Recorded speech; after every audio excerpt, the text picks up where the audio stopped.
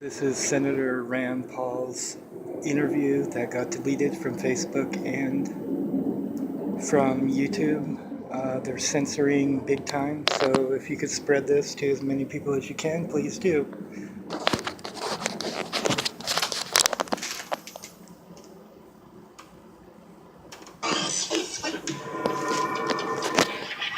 All right, Senator Rand Paul joins us for this segment. I got to tell you, I've been really proud of the work he's been doing. Trying to get a copy of Obamacare last week. The Republicans had it in secret, exposing this whole Russia thing as a bunch of red herrings. He's been exposing the whole NSA spy grid, obviously, before he was even in the Senate. And so I think we've got the senator on the line with us. Senator, you there? I am, Alex. Thanks for having me. Well, it's good to have you here. Wow, so much going on. Where should we start with Obamacare?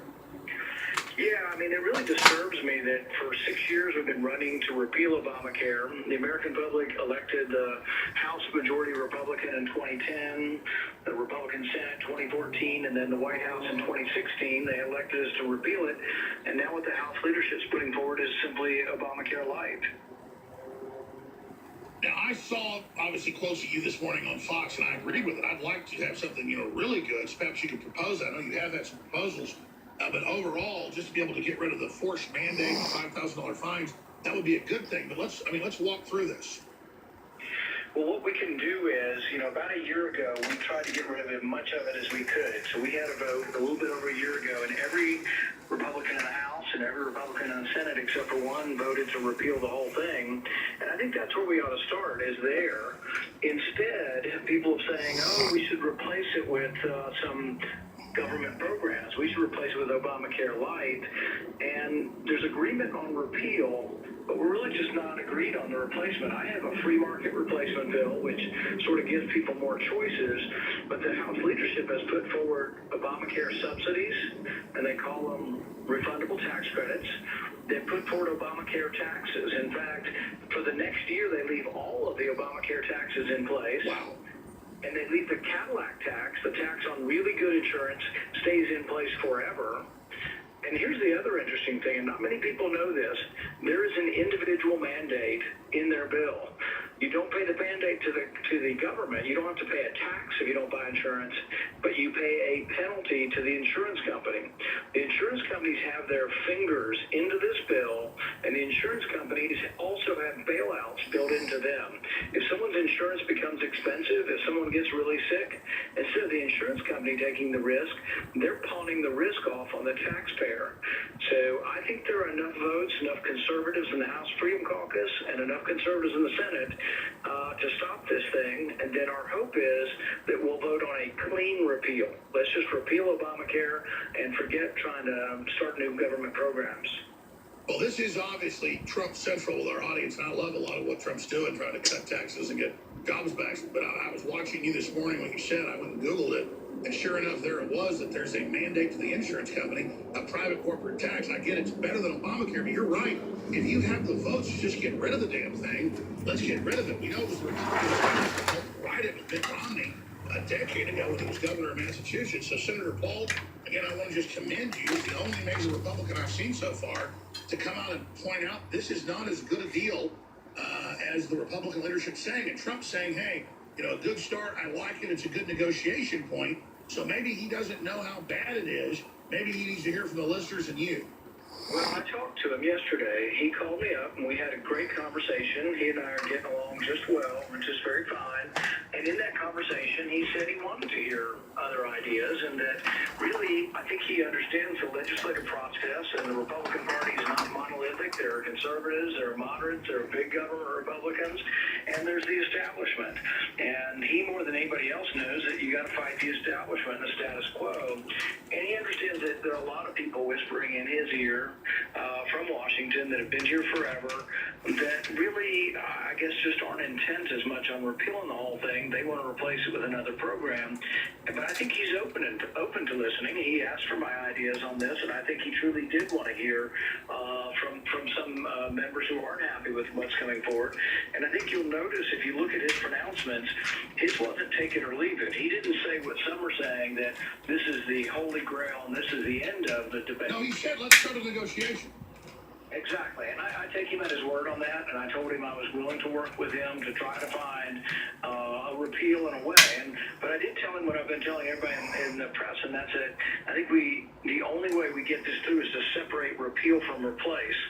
I think we agree on repeal. Most Republicans have been campaigning on repeal for 6 years, but the replacement part, some people want to continue Obamacare programs, the taxes, the subsidies, the mandates. They want to continue that. The insurance company bailouts. Well, I mean, sure, Paul Ryan is on the Soros payroll. He's all behind this. We know that most of this bill is Republican. That's what's so shameful. So, I've seen you break down your legislation that I think would be actually a great way to repeal it and then replace. I mean, let's talk about your legislation, where people find it, how we get your legislation out there front and center. My replacement bill, we have two different bills. One is the complete repeal from a year ago, and we're going to introduce that this afternoon with Congressman Jim Jordan. And then the second thing we're going to do is a replacement bill. We've already done it about a month ago. It's called Senate Bill 222. And in it, there's something really exciting. And I've met a lot of your listeners. A lot of them are small business owners, independent-minded people, people who work for themselves. And my bill allows them to join an association. What does that mean? I'll give you an example. In Kentucky, 700,000 people have their money in a credit union. They're members of a credit union. We would let all 700,000 of them join a health association, and then they would... Makes perfect sense. Let small businesses pool in free association across state lines even. That brings real free market. Same for the Farm Bureau. We have 30,000 people in the Farm Bureau, but they buy individual insurance. The problem with individual insurance is your husband or your spouse gets sick, it's devastating. We need to pool. Yeah, the insurance companies have all the power, and here's what I've been saying. Right now, if I want to buy insurance, I've got to go kiss the boots of the insurance company. What I want to do is change it. I want so many people in association that when I go to buy insurance, the insurance company executive comes and bows down and says, "Sir, what can I do to provide you with a good product? Because you have the power." So I'm trying to transfer the power from the man, which is the insurance companies, to the people, which is the consumer and the average ordinary American that needs to buy insurance. We can do it through an association. If you're in a large association, you have the power to demand a good price. You have the power to demand they can't drop you when you get sick. But you do it all through the market, by the leverage of the marketplace. Just like your dad always said, common sense Americana. Well, then the minutes we have left with Senator Rand Paul, what's the best place, your Senate.gov site or RandPaul.com? I think RandPaul.com is the easiest one to go to, and they can look at our bill. We've got it online. We haven't been trying to hide ours. Ours has been out for a month. And later on today, we'll have up the complete repeal. So we're going to have two bills, complete repeal and replace, but as separate bills. Well, I'm firmly behind what you're doing, and I'm glad the president's just saying it's an opening debate in salvo. And the time we have left, I mean, I love when you ran for Senate. Obviously, back you did great job what you got in. During the campaign, stuff kind of all went wild. But overall, lately, and I'm not just saying this because you're on the show now, you have been saying this on air, you are really like the leading liberty light. And then Trump seems to be responding and listening, and I see in press conferences with him and him taking your lead and everything. So it's very exciting, for me to see you more and more working with the president and seeing him pretty much aligning with you more and more. So I'm glad to see you guys are friends again. Well, the interesting thing is while we had our disagreements, politics is a rough and tumble sport for adults. We had our disagreements, but the interesting thing is when you look at some of his ideas, you can see some resemblance. So he loves your dad. Loves you. He was opposed to the Iraq War. He thought that nation building was wasting a lot of money overseas, and we ought to spend that money at home. We got to rebuild our own country before we think about, rebuilding other countries. He has thought regime change in the Middle East has led to more war and less stability. So really on some major issues like the Iraq War, nation building, regime change, we've been on the same page. I think on the intelligence communities, the fact that we are sort of spying on foreigners but then trapping Americans in that spy game, they've trapped the president in this. They are now, and here's something that most people don't know, the NSA spies on the president all the time. Not only this president, they spied on President Obama 1,500 times in 1 year, and what they did is they say they minimize his name. So they know he's talking to a foreign leader, they're spying on the foreign leader, they record the whole phone call. But here's the rub. You're dependent on honest people in the NSA and in the intelligence apparatus to not reveal that conversation. Well, we've already found out they revealed the Michael Flynn conversation, which is illegal. Now, to go to jail for. Well, that's my next question, Senator. Since you're bringing this up, we got a former Attorney General Bush saying, of course, they taped him. We had the Intelligence Committee head in the House saying, "Oh yeah, we looked at it. There's no traitorous stuff. They did talk to him to line up phone conversations." So they try to say, "Oh, we're spying." Now they say they never did it. It looks like Obama and them are in big trouble now. And now we have this new Vault 7 total dossier of how they can remote control planes, cars, take over any device, power plants, spying on us via iPhones. Can you speak to that? I mean, I know you're in high-level intelligence committees, but can you speak to that, Senator Rand Paul? Well, I think the most important thing to remember is the mainstream media is misleading everyone. They're saying, "Oh, President Obama didn't have the power to order a wiretap on Trump." That's probably not the way it worked. Probably the Justice Department ordered it, but their ultimate boss is the president, or was President Obama. But also, they probably didn't order the tap on Trump. They probably ordered the tap on a foreigner who might have been making phone calls. So that they tap a foreign ambassador, that ambassador calls, and the ambassadors actually call and talk to both campaigns. The ambassadors talk to all the senators. Sure, so they're playing a semantical game. Exactly. Basically, it sounds like it happened. I don't know if it happened or not, but I think it's going to be explosive if somehow we get to see the documents that actually say that this was done. And the thing is they're saying, "Oh, if Trump wasn't the target of it, it wasn't done." They can still listen to your phone calls. Anytime you talk to a foreigner, if the foreigner has been targeted by any of our intelligence agencies, they listen to the phone call, but then you must trust them to minimize you and mask you so your name is not revealed to the public. Plus, it's illegal for them to be leaking. I mean, they've been leaking. Now they're denying it. In closing, then, I mean, this seems like this new Vault 7. I was told this was coming out a few weeks ago.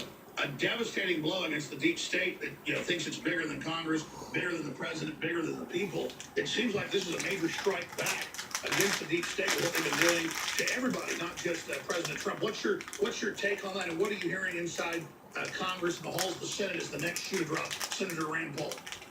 I think the most important thing I'm hearing and that I'm worried about is that private conversations between our officials, our president, NSA, are being monitored and then leaked. And this is not the same as a leak like you say something personal about what the president or their wife is wearing in the White House. That's a leak. But if you reveal classified conversations that are being tapped by the intelligence community, this is a crime that should be punishable by jail. And it lets the deep state have so much power that every American will ultimately live in fear of their phone conversations being listened to. And so this is very, very dangerous. And if there is any kind of investigation, it needs to be of those in the intelligence community who are committing felonies by revealing secretly recorded conversations. Well, exactly. We always think of a Russian threat or a Chinese threat. Certainly those are threats. But what about our own bureaucrats? Anybody knows with their own business, your biggest threat's a rogue employee. I mean, it's problems, inside jobs. I mean, this is crazy that they would go this far and be this arrogant. It seems like the Democrats have gone from being very arrogant just a week ago to running scared. Now, I'm not seeing a lot of this in MSM, but the number one story on the internet, which is the real media, is Vault 7. So I know you're a busy man for our country, but I hope you can also talk more about that, because it seems like good people in the intelligence agencies, this didn't come from the Russians, obviously, I'm told it comes from the CIA, are leaking about their own agencies because they see these agencies sabotaging a president that's only trying to turn our economy back on. Senator Rand Paul, anytime you want to come on, thank you for coming on the broadcast. We'll be looking for your 2 new bills you already had a year ago, reintroduced today at randpaul.com. We'll certainly get behind those. Thank you so much. Thanks, Alex. All right.